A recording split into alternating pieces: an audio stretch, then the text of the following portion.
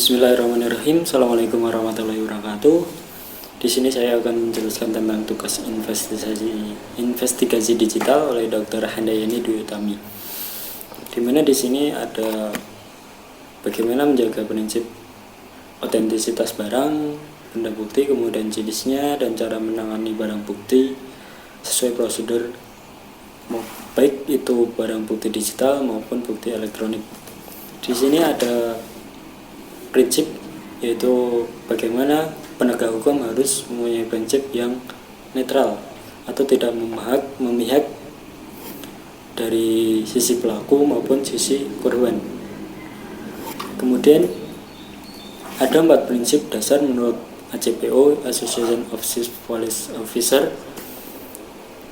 Yang pertama yaitu bagaimana petugas tidak boleh memodifikasi atau mengganti dari media penyimpanan tersebut atau data digital yang ada di media penyimpanan tersebut, sehingga apa yang dibawa nanti bisa dipertanggungjawabkan di pengadilan. Kemudian yang kedua yaitu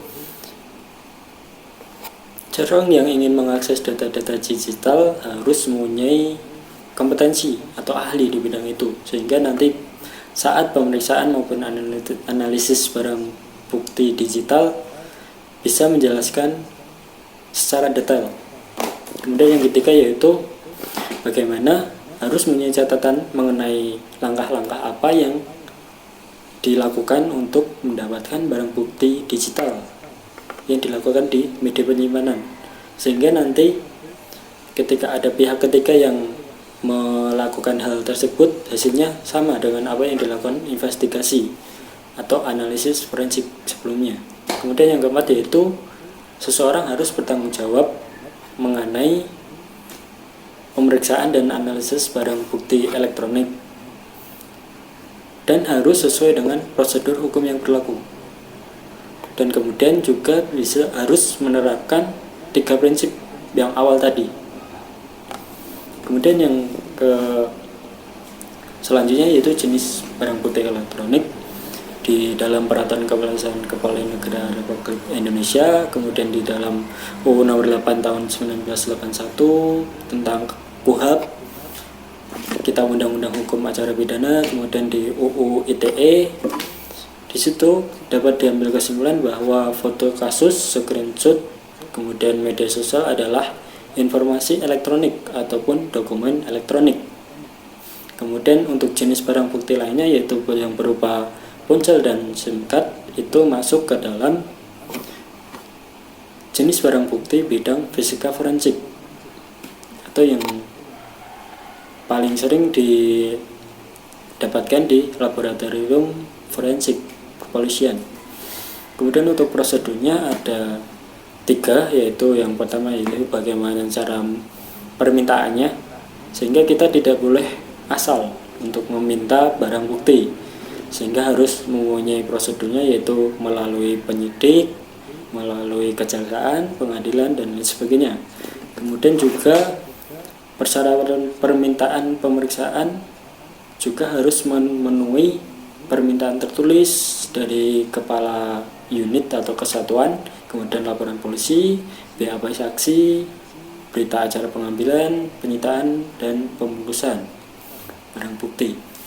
Nah, kemudian yang ketiga, yang terakhir yaitu bagaimana barang bukti itu bisa dibawa ke pengadilan, itu harus mempunyai prosedur, yaitu bagaimana barang bukti itu secara lengkap, kemudian dikirim ke lapor Polri, kemudian apabila barang bukti merupakan perangkat telekomunikasi harus ada buku panduannya. Kemudian barang bukti harus dibungkus, diikat, dilak, disegel, dan diberi label. Kemudian apabila ada kecurigaan atau barang bukti yang diduga palsu, harus ada pembanding dari perusahaan resminya.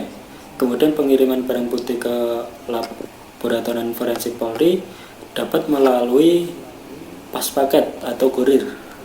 Dan barang bukti yang ukurannya dan kondisinya tidak dapat dikirim ke laboratorium forensik Polri, jadi dapat diperiksa di TKP langsung oleh pemeriksa ahli dari Laboratorium Forensik Polri dengan tetap mempertahankan keasliannya sehingga tidak merubah atau memodifikasi dari barang benda bukti tersebut. Mungkin itu yang bisa saya sampaikan. Apabila ada kekurangan dan kesalahan, saya mohon maaf. Wassalamualaikum warahmatullahi wabarakatuh.